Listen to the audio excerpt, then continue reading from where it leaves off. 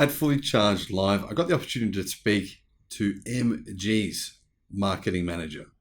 This guy is next level, I've got to say. My opinion was MG is really lucky to have someone who actually knows what he's talking about.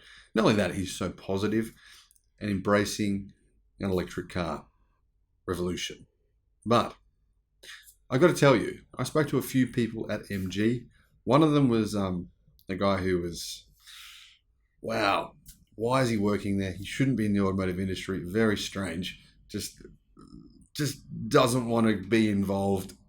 Anyway, fortunately at MG they have some staff there that know what they're doing when it comes to electric cars. Now they believe that they will become one of the biggest automakers in the world and of course in Australia within probably the next 12 to 24 months. Why? Because they've got compelling electric cars that they're selling at affordable prices. And they also agree with me when I said Renault said that electric car prices are not coming down. That's what Renault was saying. When Renault released the car in Australia, the CEO of Renault in Australia said he can't see the price of EVs going down. They haven't gone down at all. There's no affordable EVs. That's clearly not true. Well, I think at the end of the day, actions speak louder than words, don't they, right? Here we are in the flesh at the first fully charged live event in Australia, and we're incredibly excited to be able to do exactly what our plan is to take charge of the Australian EV market. Which being nice, but the truth is, you guys are fighting affordable EVs. In fact, they publicly made that statement. They said there is zero evidence that electric car prices are coming down. MG said, no, that's wrong. Have a look at what we're going to be pricing our cars. Cheapest EV in Australia, probably cheapest EV in New Zealand. But when they say cheapest, it's not just the cheapest, it might be the best. MG4 has received some of the best reviews of any EV in the history of electric cars. And they're coming to lay the smackdown to gasoline and petrol-powered hot hatches. The new MG4 hot hatch is going to blow the roof off the last bastion of holdouts. The people that are saying EVs suck, they have no soul, I want a hot hatch. Well, the real hot hatch could be the new MG4, which apparently is due out pretty soon. I'm not talking about the regular rear-wheel drive version. I'm talking about the 500 horsepower version. The version which is basically a supercar rocket ship. Now, I had an interview with the marketing manager, Rick. And boy, was an interesting experience. Hey guys, I'm here with Rick, who is the general manager of marketing at MG, and I saw Rick first at the reveal of the car behind us. We're going to talk about the car in a second, behind you, the MG4, and I saw the excitement, mate. You're excited about EVs. You're excited about what the company's doing, and you should be, because you've got good stuff. Other companies, they stuck with some of the crap they've got. You guys have good stuff. Well, I probably shouldn't say anything about any of the other companies, but suffice to say that we're incredibly excited to be here. I mean, the event's gone beyond all possible expectations, I think. I think they thought there'd be 16,000 people here for the weekend. There were 16,000 people here yesterday. And it felt like most of those 16,000 people were actually here on our stand. It was just unbelievable. There wasn't many automakers at Fully Charged Live. And you've got to ask yourself the question, why weren't they there? Why was MG there and they weren't there? That, my friends, is concerning. There was no one there from Ford, no one from Toyota, no one from Honda, no one from Mazda, no one from General Motors. But MG was there. There was a whole lot of Teslas there. There was a whole lot of Hyundais there. Polestar were there. Volvo were there. And BYD were there. Now you tell me, who is going to win this game and who is going to lose it? I think it's pretty clear. Hey guys, coming to you live from Fully Charged Live. We're nearly at the end of the show, but there's one car you guys need to see. Now I know some of you have seen this before, but this is the official launch of this car in Australia. And there's been a whole lot of hype about this car, that's the truth, there has. Is that hype real? Is it fair? Is it actually as good as people say it is? Seeing the car in the flesh? Yeah, I think mostly it's really, really good. You know, Matt Watson said best car he's driven for an entire year. We're talking about a YouTube channel testing $500,000, $1 million cars, and he says this car is the best car he tested all year. That's amazing. Now this should be the most affordable, possibly the most affordable car in Australia. It's coming out in the third quarter of this year. That's the CEO. I've spoken to the CEO about pricing. He's given me an idea, but I can't really sort of say too much about it. But it should be down there in the 40k range, around there. So this is really an affordable car. This is bringing the start of the electric car revolution to Australia, guys. I'm stoked. Let's have a look. Come on. One of the things you can see here, guys, is the space there. The space is quite. It's got a fair bit of leg room here. Have a look at that. Got quite a bit of space there. So this guy here, how tall are you, mate? 178. So we're pretty close height. And he's got the seat right back there. So that's with the driver, and his seat. His knees are right far back there. So like I already told you guys this on the channel. Way more space than a Corolla, and it's the same size on the outside, right? Look how big that is. Way more space. Middle, way more range. More range than the original ZS. So the range of this car is a big positive. 2 battery pack sizes, options, LFP batteries. I don't know yet if it's going to have the LFP version. But the middle seat here, is a bit tight. It is a bit tight. You wouldn't want to sit in the middle unless you're maybe a small child. Don't recommend the middle seat. Now let's have a look at the outside. Okay, here's the boot. Let's have a look at the actual boot size here. But as you can see, it is a pretty big boot. It's got a flat floor. Underneath, this is what's underneath. So what else? What have you got here? Got a pump. I don't think that there is anything else here. That's it. So there's no spare tyre. A lot of modern cars, they have a repair kit like this. Used them before. If you got a really bad puncture, it obviously wouldn't work, but for most punctures that would work. So in terms of the overall size of this car, it's pretty similar size, like I said, to the Corolla on the outside. But the inside, you can see much roomier. So we're going to go and interview one of the guys at MG now, see what they have to say, try and have a poke at them and try and see what their take is on this car. Hey guys, I'm here with Rick, who is the General Manager of Marketing at MG, and I saw Rick first at the reveal of the car behind us. We're going to talk about that car in a second, behind you, the MG4, and I saw the excitement, mate. You're excited about EVs.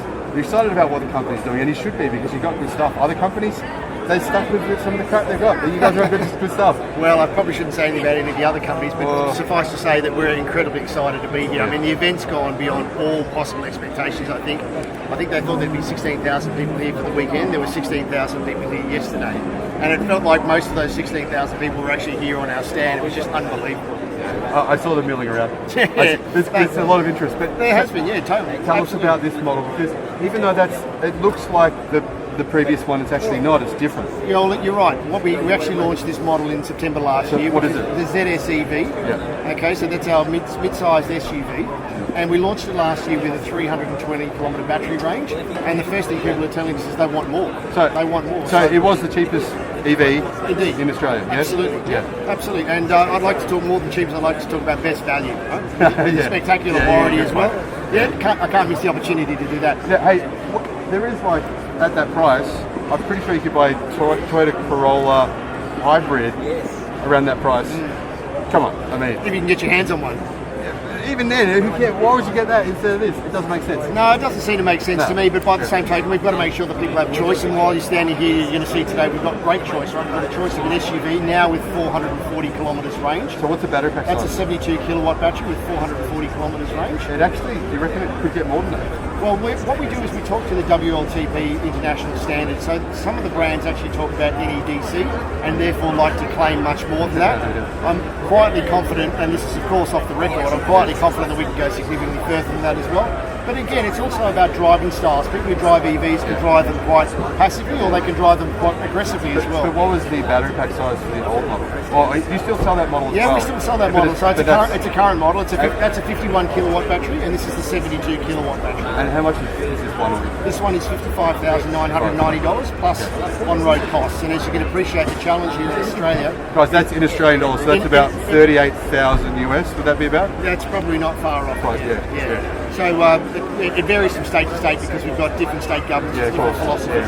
So it's best to talk that way. Approx 55, just let's just say price. Yeah, absolutely. Yeah. So what's the difference between this one and the old one, other than the battery pack size? And that's it. Hang on, 72, and the other one was 51. 51. That's right. The chemistry, battery chemistry. What's the battery chemistry? Oh, now you're trying to test me, huh? Look, my actual technical chap is somewhere in the vicinity. We might get him to cut into this and actually have a conversation. It'd probably be a nickel, cobalt, aluminium. So I think probably is actually a term that I'm not very comfortable with in the terms of talking about technicality. Okay. I'll get Kevin to give you a bit of a snapshot on that. Right. But LFP, I think, is the. It's LFP battery. Yeah. Yeah, that's what it is for the MG4, and I think it's actually the same as coming in this long-range battery here. You are going to have. All right, let's talk about that in a minute. Yeah. Let's not get ahead of ourselves here. Okay. So any other differences? Any other changes? No, look, it's really about range and the addition of privacy glass for the rear. So from our point of view, it's about actually giving clarity in the range. So we have the Excite model as the entry model at 320 kilometres. Then we have the high-spec Essence model with the same range, and now we have the long-range vehicle in Essence model only. So just the top spec. Okay. 440 kilometres range. You know what I like? What do you like? You don't have ridiculous big alloy wheels to reduce range on them. No, there's a lot of cars with that, and I'm very like, much so. What are you thinking? Yeah, so we call these the 17-inch aerodynamic wheel covers, and they actually do exactly that. They reduce the drag and therefore the efficiency of the car. Absolutely. Yeah. All right, mate. I actually am a big fan of this car because it was the car that a lot of journalists talked about. It sort of started the more affordable electric revolution in Australia. Yeah. You know, at the time, the Model 3s and Model Y were just a bit too expensive for a lot of people, and this is kind of what kicked off a lot of people getting into even just interest. That's the whole thing. I mean, that's really what our role is. Okay, we're a value brand, we're a challenger brand, but we're also a high quality brand, and that's absolutely reflected in what we're bringing to the market in the MG4 as well. So for us, it was about giving people the opportunity to embrace electric without actually needing to have $70,000 or $80,000 in their pocket. You've probably noticed on the channel, I do critique certain brands. Yes, you do indeed. I'm very positive about you guys. So I don't know why your product manager doesn't like me at all. Oh, doesn't he like you? No, he really doesn't. Oh, really? No, he really strongly dislikes me. Oh, that's a shame. Yeah. Well, we can fix that. Oh, okay. Who could not like you? Who could not like you? Look at that face. Yeah. Hey, look at that face. How could you not like that smile? I don't play the politics game very well, do I? Let's go have a look at the next car, mate. Yeah, if you want to get me really excited, let's go do that. All right. Here we got the MG4. I mean, to be honest, the car has been out for a while. It's not like they'll tell you like some magical new working on 100%. It's not true. No. But at the same time, my channel's a lot about people from me have the perception that an LFP battery is a good choice. Because if you look at battery recalls, the majority of them, 95% have been ternary batteries. Right. So nickel-based chemistry. So I'm just going to focus on that a little bit. Well, I'm not your guy to talk about it. I literally. I'm not going to tell you. I'm not going to ask for details. Okay, because I don't have. All I really wanted to know was that the standard range model. I'm pretty sure the standard range pack. That's an LFP battery, right? Let me just check that with Kev. Can I just get sorry to interrupt, buddy. The standard range battery. The question was asked about whether that was actually LFP as well. We'll just do a quick question. So we do it. It can be spontaneous. It'll be good. Sure. Hey guys, I'm just finding out here. What's the battery? There's not many manufacturers. You guys know this, providing the choice of two different battery chemistries. That's pretty rare. LFP batteries in Australia. There's really only two brands doing it right now: BYD and Tesla. Can you tell us?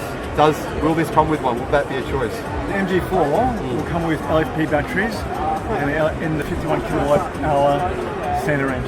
51 LFP. There you go. And then you'll have a different. We'll have 64 kilowatt hour battery as well, and that gives 450. Or the LFP gives 350. So the 450 kilometers of range with the other battery. What chemistry is that battery? Lithium ion. That's basically what you call a ternary battery in China. You call it So nickel-based chemistry battery, which it'll be the same battery in that same chemistry in the MG ZSCV. We're looking at the same thing. Yeah. I actually like the fact that you're giving people a choice, because I'm guessing LFP battery is cheaper to manufacture, and you can have a more affordable entry range car with a smaller battery pack. Not everyone needs a massive range. So to me, that you're probably the only manufacturer that's going to offer those two, not just the longer ranges, but the different battery chemistries, so people actually have a choice. So yeah. Well, I think at the end of the day, MG's entry into the EV market is really about giving customers choice, because there's been some great products in the market, but a lot of people who've been dying, and it's really evident from what we've seen here in the last couple of days, haven't been able to afford to get into EV. Yeah. Our role is to actually make EV affordable for all Australians, and also give them range, to give them choice. Not just range in terms of battery range, but to have an SUV. And we're the first ones to bring a sedan back into the market. It's like a hark back to the old days of automotive, to actually have a gorgeous sedan here that I think is probably going to be the contender and the starter of the hot hatch business in the EV market. Yeah. So hot hatch, did you hear that, guys? So it's all the hot hatch fans, right, on all the forums and Car Expert and everything else. They're all the ones who are saying, I don't know about EVs. I love my hot hatch with my manual transmission. Yeah. But I think Rick's, and I actually think this is legit. We're going to convert a lot of those guys when the hot hatch version eventually one day. And it's in China. This is the car to do it. This is the car. As we said, this is a global platform for MG. It's the MSP platform, and what it is absolutely perfect 50-50 weight balance. And it's rear-wheel drive. And it is rear-wheel drive. All right, not a front-wheel steerer. We're so excited about that. I've had the ID.3, right? Yeah. It's got a fair bit of speed, right? And it's a great car, but it does. Oh, so it comes with automatic lane changing as well, doesn't it, in the front? Let's not talk about it. But my point was that it's front-wheel drive. Absolutely. And it isn't. I'm not saying that's bad. I'm not saying it is either. What I'm saying is, I'm going to give you a choice. What would you prefer? There you go. There you go. Most people would. Most would. Yeah. Rear-wheel drive it is. It would. Yeah. Rear-wheel drive, modular scalable platform, perfect 50-50 weight distribution. And the Renault Megane EV, right? $75,000, which I was very disappointed to see the price. Yeah. I think it's too expensive. If you actually look at the actual dimensions of the cars, they're not very different in size. No. They're not. They're pretty similar. So that one's going to be a lot more. We don't know the exact price yet, but we know this is much more affordable than that. Absolutely. Yeah. Absolutely. I think you'll have a very big smile on your face when we tell you. Yeah. So you can see why I said positive things about this brand on the channel. Pretty good reasons. When Renault released the car in Australia, the Megane EV, the CEO of Renault Australia said he can't see the price of EVs going down. They haven't gone down at all. There's no affordable EVs. That's clearly not true. Well, I think at the end of the day, actions speak louder than words, don't they, right? Here we are in the flesh at the first fully charged live event in Australia, and we're incredibly excited to be able to do exactly what our plan is to take charge of the Australian EV market. Rick's being nice, but the truth is, you guys are fighting affordably, you're proving that's wrong. Absolutely. Yeah. Let's have the quick look at it. Sure. Yeah. So the actual size, I had a look in the back, and the legroom's massive. It is. Yeah. It is. I mean, I think that's the other thing as well. People aren't used to the idea of getting back into sedans. We've got that seat all the way back at the moment, but I think... But this guy, how tall are you, mate? He's 6'2". He's 6'2". 6'2". He's got the seat all the way back. Seat all the way, cranked all the way back. Yeah, and there's still lovely large room. I actually sat in it before. There was actually a lot of space. I had a 6-foot driver in the front, and I had a heap of space. Yeah. I had a 6-foot driver in the front before, guys, and I had a lot of space in the car. So I actually think, why buy an SUV? I mean, I know you sell that one, and that's great. But in my opinion, lower, right? It's more practical. People have been crying out for cars, right? We've been crying out for cars, but they've had no choice. They've all been progressively taken out of the market, and we're driving SUVs. For us, it was about, again, giving the customers a choice. We will retain 3 different models of the ZS EV for anyone who wants that higher riding, easier experience, but for those who are looking for a more dynamic drive. Okay. More dynamic, yeah. Absolutely. And it is a ground up car. Yeah, it's a ground up EV. Whereas, how many people are making it from the ground up and selling ground up EVs in Australia right now? Very few. Very few. Yeah, absolutely. Yeah. We're pretty excited. Have you seen the weight of this car versus its competition? You've got me there. I haven't actually spent a whole lot of time, but this car has been in the country for 2 days. It's been off a ship. I haven't had the chance to drive it yet. I can't wait. So you know so you actually know the answer to that question. Why don't you tell me? I know. Why don't you try and stop me? It's much lighter than other cars of the same size. I knew that, but I'm not one to boast. On average, 400 pounds, 200 kilos. Why would I boast? I'm going to let you do it for me. You know what? I'm not really critical. You can see here. I'm telling you, You are. it's good. You are. There's a reason that what's Watson. You know Matt Watson? Yep, I do indeed. Carwell. He drives $1 million cars. He said it's the best car he's tested all year. And he's a petrol vet, right? Yeah. And when I heard that, and then I saw the top tier review, and it got, I think it was 8 or 9 out of 10. That's right. And then it was like established big name competitors, Yep. significantly lower scores. That's a bit scary for them. I think the other thing that's actually missing is we're all getting excited about talking about EVs, but let's not forget, right? We're not talking about autonomous cars. These are still driver's cars, right? And this is going to be a driver's car for people who love to drive. But in terms of autonomy, what's the actual software like? Because some of the software in some of these cars can be annoying. Well, have you driven it? No, look, I haven't even had the chance to put my bum in the seat itself. But what I'm so excited about is the dynamics of this car. This is going to be a driver's car. You just talked about. But what are the actual features that you guys are going to be bringing out in this car? Look, we're very closely aligned to the UK market. One of the benefits for us is the fact that the UK market has been in market for the last 6 months. CarPlay? Sorry? CarPlay? Absolutely. Yeah, Absolutely. Android Auto? I can't believe that. That's like asking if you've got a steering wheel. Do I have to do an over-the-air update to get those features? An over-the-air update? Yeah. I'm not going to talk about that for the moment. Can it do over-the-air updates? We'll talk about that a bit later. Oh, come on, man. Oh, you can't have everything. And this is only a preview, remember. We are not launching this car today. This is a preview. I can't give away all the secrets. Really? No, not at all. No, you're selling. No. When do you take pre-orders? People are pre-ordering. Yeah, without a price. Now. Without a price. And they're putting money down, or? Yeah, starting to talk to our dealers about that, so we're really excited. But how do you pre-order without? Very easy. You put yourself at the front of the queue to say, as soon as the car's here and I know what the price is, I'd like to be first in line. Can you give me a special deal? Like for you? Absolutely. Absolutely. Hey? Okay, how many would you like? Okay, guys. I've got to stay impartial here, but if they're going to give me a special deal, then I'll still be fair, but I'll definitely take you up. I think we need a bubble orange. I think that's going to set off that beautiful hair of yours with the bubble orange exterior. What do you think? I think, mate, that orange is not my flavor. Come on, everything about you is outrageous. I love it. I love it.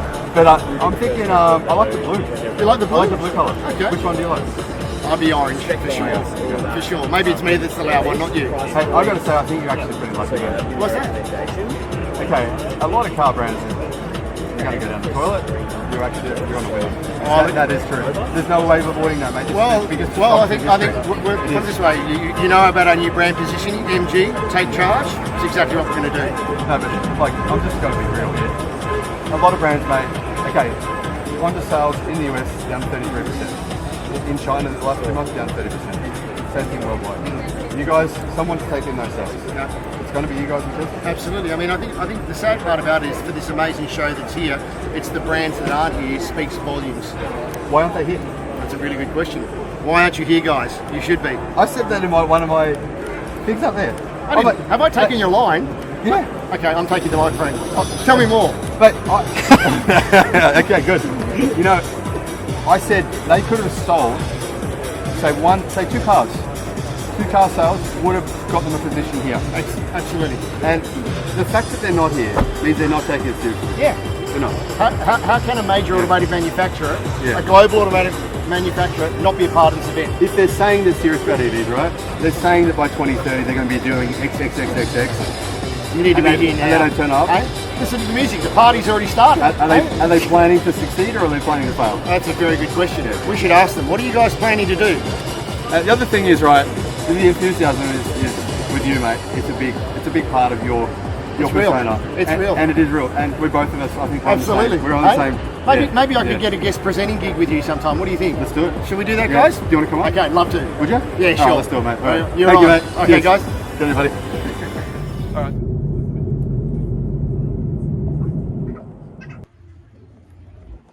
Hey, guys.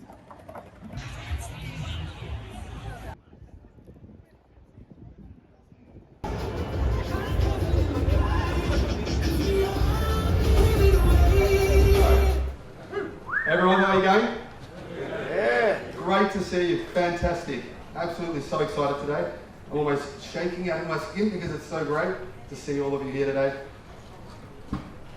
Jack just told me a phrase. And this phrase is so pertinent for what we are going to talk about. The last frontier. Thank you, Jack. It is. This is the last frontier. The last frontier is electrifying vans, trucks. Maybe not actually. What about aeroplanes? Ships? Anything else? Helicopters. Helicopters? What? Yeah, you know what? That excites me. But I don't understand the first thing an engineering needed for that. I mean, that's confusing. Guys, I'm so excited about the Tesla Semi, but I'm also very excited about some other technology that is coming out. And these guys are the experts to talk to you about that technology. Let's do it. Jack Scarlett, fully charged man. Welcome, great to have you. Thank you, sir. Nice to be here. I'm normally in that chair, so this is really quite relaxing, actually. You are. You're a fantastic presenter. Tell us a bit about yourself. Hello, my name's Jack. I'm the head of automotive content at Fully Charged. I've tested and reviewed just about every electric car going at the moment. Vans and trucks, not so much, so I'm wondering if this is some sort of sick joke by Robert to put me on this panel today. But we've done a few of the smaller ones, and as Sam rightly says, it is kind of the last frontier. The big, really energy-intensive vehicles, we're still figuring out how to go about those in this electric era, so there's lots to discuss. Okay, here's a man who can give us some answers. Oliver. Hi. Welcome. Tell us about yourself, mate. Thanks very much. I'm Oliver Pegam. I'm the LDV Automotive PR Manager, and we've got a couple of vehicles coming this way to help get to that last frontier. One of the first. One of the first, yeah. So we've got Australia's first electric ute, the ET60, which is in the hall out there behind you. We've also got the E-Deliver 9, which is an electrified version of Australia's best-selling large van. So we're pretty excited to bring them to market. I mean, there's not a lot in the van space. You guys could kind of conquer this area. Do you think that's possible for LDV to do that? I think so. I mean, obviously, everyone's just about to sort of bring their competitive models out as well. But certainly, we've got a bit of a first mover advantage. There's no doubt about that. But there's no point having a first mover advantage unless you actually do something significant with it. So, we're very excited about what's on offer. Thank you for being the first mover. It's got to be someone, and you guys did it. It's good. Nathan, tell us about yourself. Yeah, thanks very much. Thanks very much. My name's Nathan Gilbrand. I've been around the EV space for quite a while now. I feel like a little bit of a veteran, about 7 years now.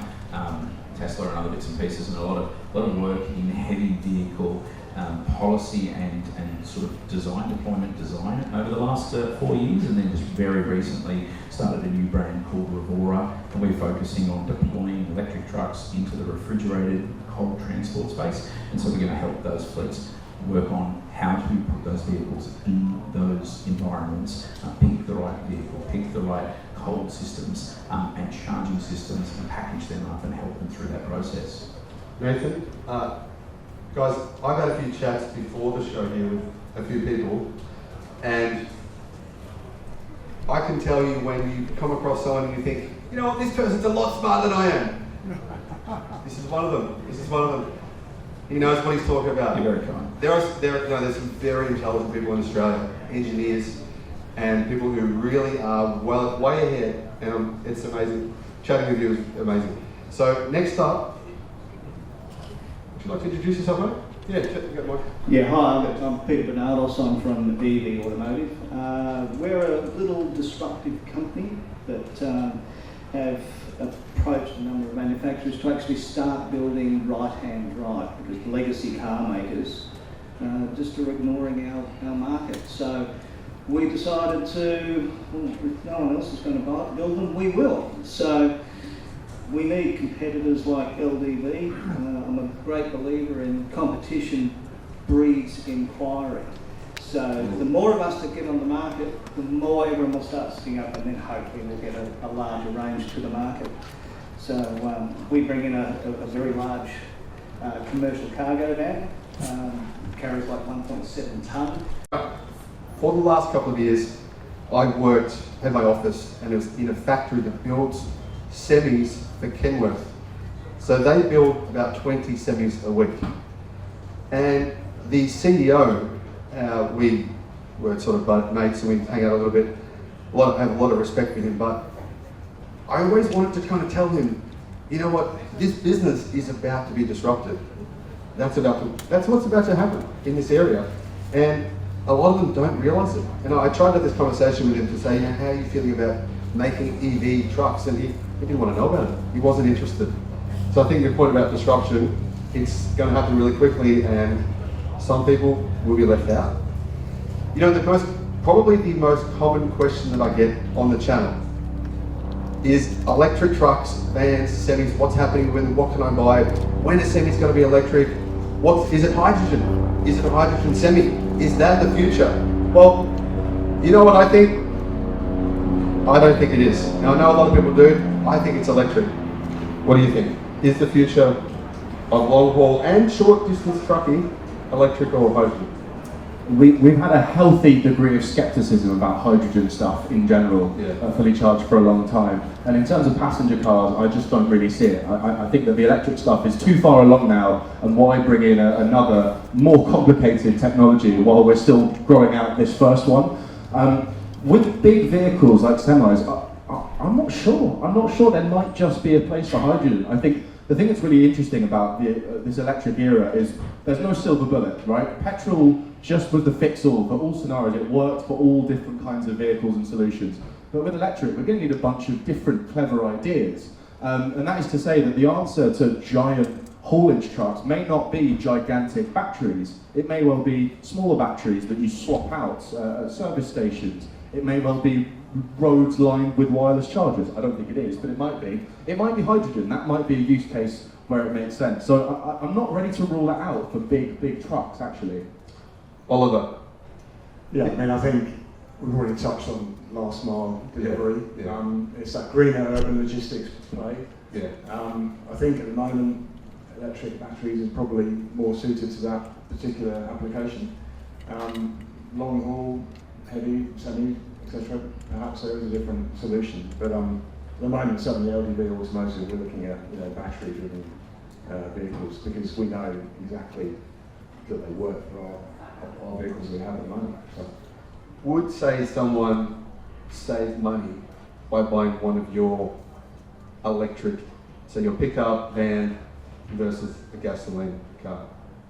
I think that's one of those tricky questions that I'm going to try not to get tripped up on. But I think over the lifetime of the usage, quite possibly, and it also depends on the company in question. I mean, there's a commitment across the world at the moment about governments are saying we're going to ban petrol and electric new vehicles by 2030 in London and Paris, and so there's going to be a need and a requirement for battery electric vehicles in those cities, and it could well happen here in Australia as well. There'll be a ban on those things. So it comes down to there is an opportunity here for brands like us, but you have to look at the whole life cycle of that usage of the vehicle in terms of whether it's cheap or not. One of the things I absolutely hate, driving along the road all the time in Australia, all the time, right? Drive along the road, pickup truck, go up a hill, you got to close the car window. Black smoke pouring into the air from the diesel emissions, Now we know that it's causing about 6 million deaths a year from the fumes from this. That's why I love you guys getting into this market. To me, I don't know why, but it's just always the pickup truck. It's always the utes that seem to be black smoke pouring out of the exhaust. Why is that? And I don't understand. But the thing is, what I want to know about your car is what's the advantage of the electric version versus the gasoline, petrol-powered version? Well, I think if you made a commitment to reducing your carbon emissions, then there's only currently one place to go, and that's if you want a ute, and that's LDV. You guys are the only ones doing it now? Currently, yeah, but I mean others are coming, and there's no doubt about that. But utes account for 21% of the market in Australia, so that's why you see a lot of them around. Yeah, that's why you see a lot of them around belching smoke out the back as well.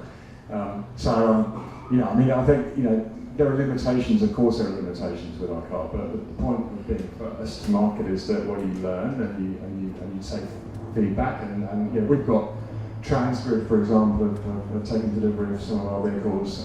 South Yarra Council, it's because they've made a commitment to reducing their carbon footprint, and we have the car that's available for them. So who are your main customers? Are you selling to mines? Who are you selling most? Yeah, at the moment it's big corporates. Yeah. Like I said, I'm sort of repeating myself, but big corporates who've made that commitment to reducing their carbon footprint. But it's also federal, state, local government, and it's also some of the early adopters. I mean, there's a guy up in Brisbane, and he's a doctor, and his wife's got a Tesla, and he on record saying I don't like Tesla, but he goes to the dump every week. Who doesn't like Tesla? This guy, this doctor, who's bought an ET60 because he knows that he's got to have he's got to keep up with his wife. He's got a Tesla, but he wants a ute. So he's an early adopter. So it's like, I mean, there's a widening range of buyers, but at the moment it's certainly the corporates and the state-owned.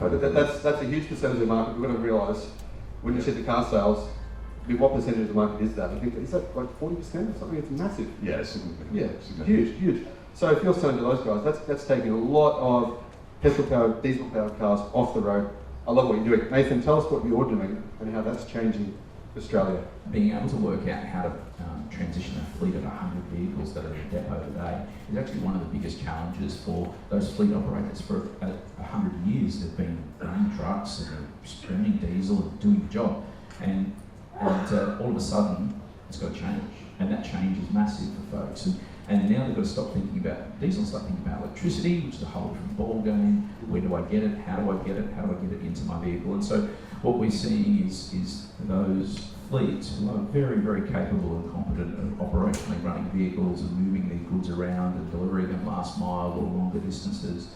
Those fleets have got to start again a little bit with how they deal with this transition. And so that's the work that we're doing. Can I stop there? Yeah, sure. Can you just quickly, so we all know what you're talking about exactly, tell everyone exactly, just quickly as you can, what you do exactly and who your customers are. Yeah, definitely. So we particularly focusing on the refrigerated transport sector. So, box on the back, it's like a big esky with a fridge on the top that keeps it all cold, moves your food around. That's how you get cold food to your supermarket, to your house. You might be taking some of those prepackaged meals that the Money Spoons and the U-Foods and those sort of things, that sort of delivery as well. And we those vehicles are out there right now, and they burn diesel. And those vehicles use around 25% more energy than a typical box truck that didn't have a fridge on the back of it. So, hey, hang on a minute. I'm just thinking, right? Yeah. You open the back of your delivery van. Yeah. Your grocery bags are open. What happens when all that diesel fume comes inside the back of the freaking van, covers all your fruit and vegetables? You've just gone and bought a whole bunch of stuff from an amazing organic shop, and it's like artisan quality stuff. And you're like, But anything, what's that? I don't want to eat that crap. Exactly. So that's the thing, right? And then they dropped it off in your house, in your street, and you've got your kids there, and they're playing and they're breathing the stuff in, and so this whole pollution side of things is a really interesting play. Then there's the silent side of things, so enabling silent deliveries. I've had that prepackaged food delivered to my house. It's like 2 a.m, and they turn up and they drop the stuff off at your doorstep in a nice little box, pre-chilled, and then all of a sudden they drive away, and that noise of that ute van truck, whatever it is, driving away with the diesel, is what woke me up. Did you know that noise pollution is a major contributor to heart attacks, heart disease? Yeah. Massive. Quality of life. Massive. I didn't realise this stuff until I started the show. I'm like, what the hell? So people are actually getting heart attacks because they live in areas where there's so much noise pollution they can't sleep, and they don't realise they're not sleeping properly. Absolutely. In the cities mostly. Yeah. Actually, I think as a Londoner, you are so used to just the background noise of nasty pollutive engines. It's sort of the soundtrack to your existence. And then you go to a city where they have decarred the city centre. You go somewhere like Oslo, where they just got rid of cars from the city centre. Basically, what they did is made it impossible to park anywhere, so people stopped driving into town. But it's so quiet, man. It's so quiet. Yeah. The effect that it has on your well-being, your mental health, just your mood is I cannot understate what that does for you. And then the smell. You end up going, it's really quiet, and the air is clearer. And I've noticed that before in the likes of Oslo and other cities. Now Oxford, you can't go into Oxford unless you've got an electric vehicle. So even in the smaller environments, and Australia has clean air. You look outside right now, there's no smoke. We're in the biggest city in the country, right? But it won't be long before we'll have a clean air zone in that CBD, I believe, and that will help to increase the uptake of EVs because people will need to go there, but they won't.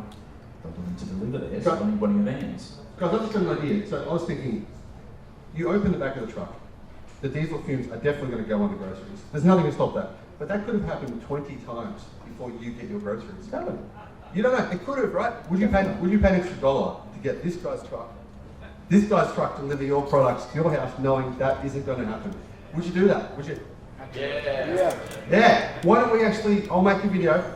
You guys make one? We'll petition them to say, we'll pay an extra $1 to get this guy delivering it in an EV truck. We want them delivered in an EV truck. What do you reckon? Yeah, look, we think that particularly those high-end products, particularly in those companies that are really keen to bring fabulous quality to their customers, are those early adopting customers for our trucks. And we know that those guys don't quite understand how to deal with the charging, so we're going to come in and support them with the right size charging system to go with the right size vehicle and the right player vehicle, and help them. Who are your customers right now? So we launched on Wednesday as a company. We've been going for 6 weeks. We build out.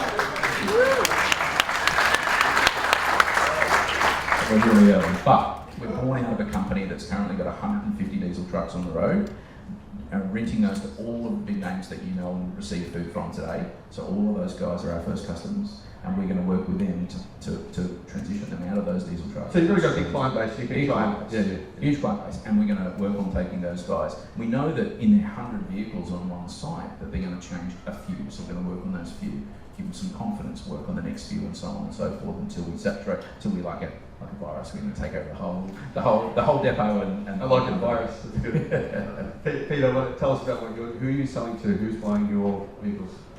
Our main clients are, again, your state governments, your federals, your big businesses, because not everyone can go out there and afford $95,000 for a big van.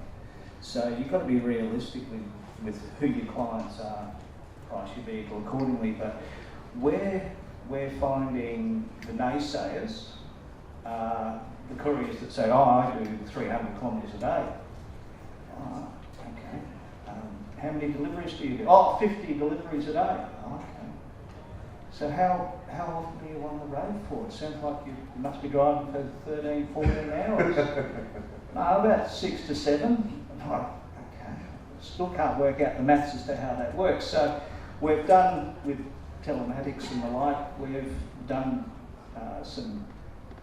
gathered some data from the deliveries for large furniture groups. So these are vehicles that are on the road 8 to 10 hours a day.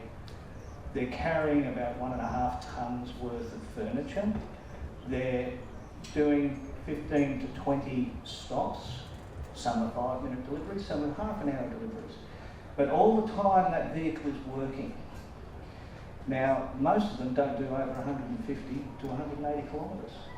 Now, those drivers start at 7:30 in the morning, they load up, head off, they do their full day's work, they get back to the depot, they plug their van in, and then they, excuse the expression, they piss off home, because that's it, they're done. But guess what? When they get to work the next day, the magic fuel fairies come along and make their vehicles full. So they don't have to worry about popping into a servo on the way out, or arguing about, Fred fell up the truck last night, I've got to do this. Well, it's full. So they can actually get a day's work without having to overthink it. When you ask these drivers, how long did it take to charge? I don't know. I put in it. Got there next morning, it's full. So I don't really care. So it alleviates, there's a lot of misconceptions that how fast does it charge? Well, how fast does you charge it, but then how fast does it need to be? How fast does it charge? Well, ours, the biggest problem we have, there is no short answer. I apologise in advance for this, but one of the biggest problems that you have with electric vehicles is battery degradation. Right? Everyone's thinking, okay. One of the biggest problems with battery degradation is where you I call it force feeding the battery. Right? So you can go out there and buy a Porsche Taycan and it'll charge at 350 kilowatts and I'll get it to 80% in 5 seconds, blah, blah, blah. Okay, we don't want that. Our vehicles are there for the long term. They're used every single day. They are workhorses. Can I just make a point there? I've never had a petrol or diesel car last longer than 300,000 kilometres until you need to just overhaul the engine. I know there's a random person that's like, I've had a Corolla that's lasted 17 million kilometres, but it's not the case usually, right? You've got it, Pete. So your EV should last longer, right? That's right, and it does. So if you don't, with a commercial vehicle, you do need to charge the batteries to full, right? So you guys that are in the EV space with your cars are going, oh, I don't like to go over 80%. Well, with an EV commercial, you have to go to 100 because you need to be able to start the day and know that you can finish the day. So with ours, we've got a 22 kilowatt onboard charger, which means that it's compatible with the granny charger that we give you to charge at 3.5 kilowatts off your 15 amp power point at home, all the way up to 22 kilowatts with a suitable wall box charger. So that means at home, how long will it charge you? How long will it take you to charge that vehicle overnight at home? Okay. If you have the 22 kilowatts. Let's just do the basic maths. I've got a 70 kilowatt hour battery. Let's just say I pulled up at home, this is for ease of mathematics, with 50%. Okay, so I've done my 150 k's worth of travelling around. I need to put 35 kilowatts in. I'm charging at 3.5 kilowatts, which is off a 15 amp power point. That's 10 hours. So if I've got a 7 kilowatt wall box charger, that's 5 hours. If I've got a 22 kilowatt wall box charger, it's an hour and a bit. So how fast does it charge? Well, how fast does it need to charge? That's actually, I think that's perfectly okay. That's really important. Yeah. I think just quickly, I think what Peter is describing here is a beautiful example of a vehicle that is fit for purpose, right? Yeah. We see this with electric cars. A lot of people still feel that they need a 400-mile range EV because they drive 400 miles to visit their grandparents once a year. And that's just not the case, right? That's not a really sensible way of deciding what your use case is. And likewise, some people might look at an electric van that only does 100, 120 k's and think, well, it's not enough. But it is enough for the job that you're using them for. And that's a really important mindset I think we need to carry into this electric era. It's just having enough and not necessarily twice as much as we need. Because any more battery than that vehicle takes longer to charge, it's more expensive, it's heavier, it's worse to drive. It's all about just enough, right?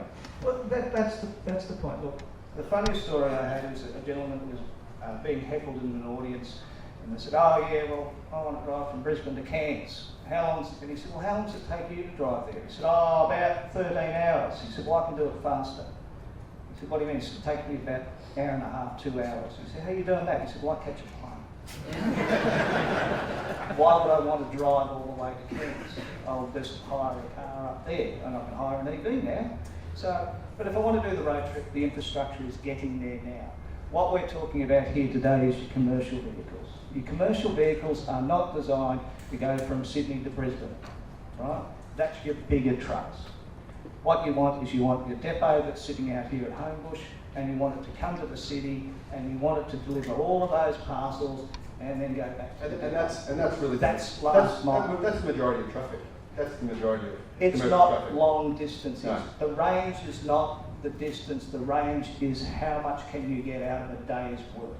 So we've actually got 3 competitors here in a way. You guys are all kind of a little bit. I'm more a customer, actually. I buy stuff from these guys. Oh, do you? Yeah. Ah. So what's the charging for an LDV van? On DC, 20 to 80%, about 45 minutes. Pretty good. It's pretty good, yeah. But just on this point there about being fit for purpose, it's absolutely spot on. I mean, yeah, the ET60 we've got out there, it's not like your traditional ute. It's not all-wheel drive. It's not going to tow 3.5 tons. But it's also, people aren't buying it to go across another board. Yeah, they're buying it because they're on the mine site. They've got that centralised charging area. It's fit for purpose. But I have to ask you, mate. Say in 12 months, will there be one with more range, more bigger battery packs, 4-wheel drive version? Will you do a 4-wheel drive version? Yeah, but I'm obviously not going to talk about our product cycle in 12 months out. But yeah, I can try. I can always you can try. Yeah, no, I mean, it's continuous improvement. Yeah. So yeah. But a 4-wheel drive version that would hit the Ranger. Right? And come on, we've got to get rid of these guys, right? Toyota, Ford, we're going to take those guys down. So we need a 4-wheel drive version. Like, come on. Yeah.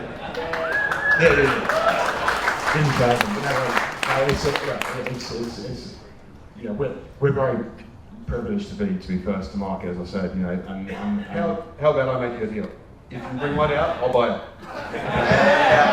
And I'll review it.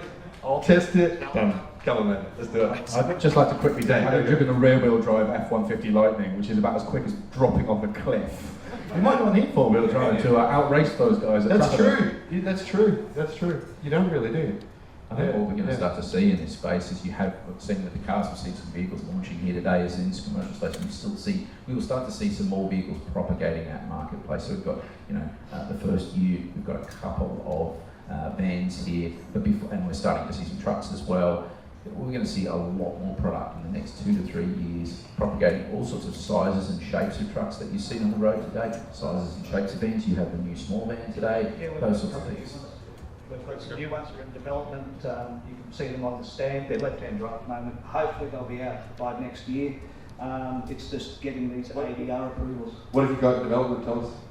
It's a small light truck, 1.2 tonne capacity, and just another small cargo van. It's last mile stuff.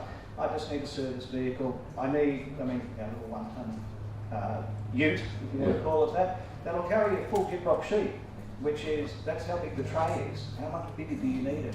It can take 2 pallets. That's good, perfect tray. It's basic. It doesn't look as pretty as the old EV, right? It's just a utilitarian vehicle. It's something the council will pick up and go, I want to go from there to there, put that stuff in it.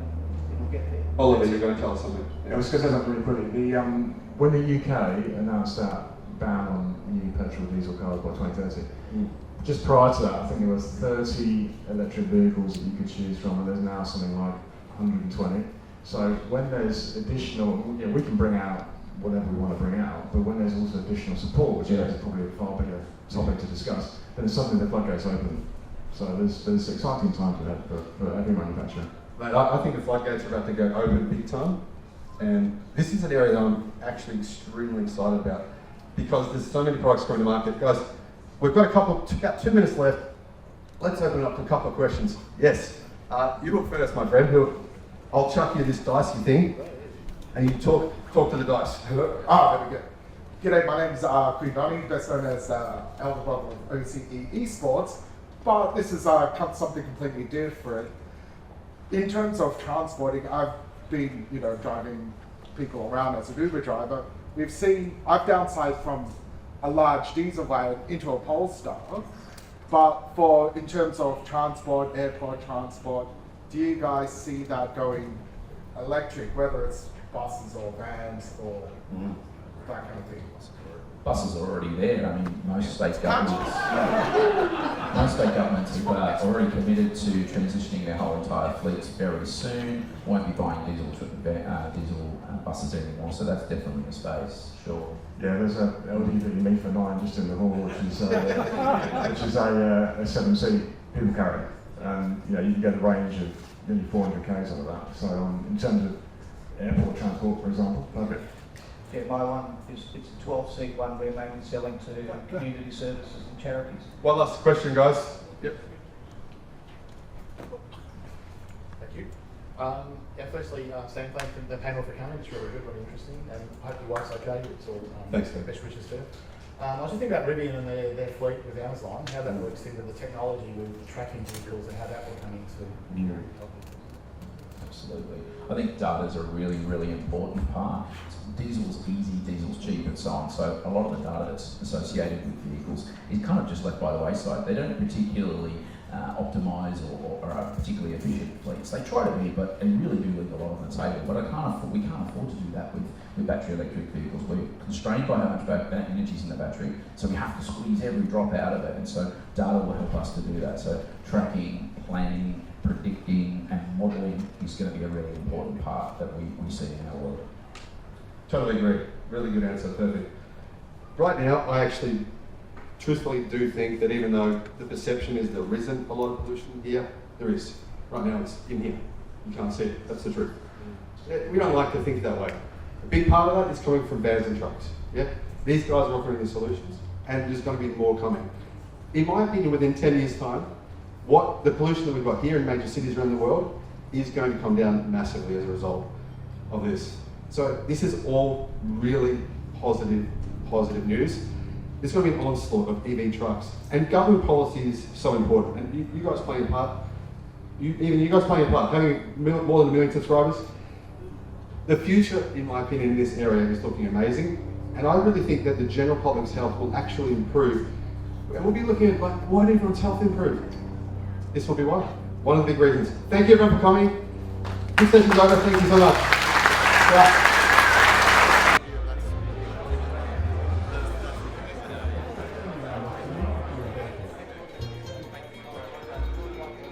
In the late 20th century, the BMW I.3 being the most famous among them.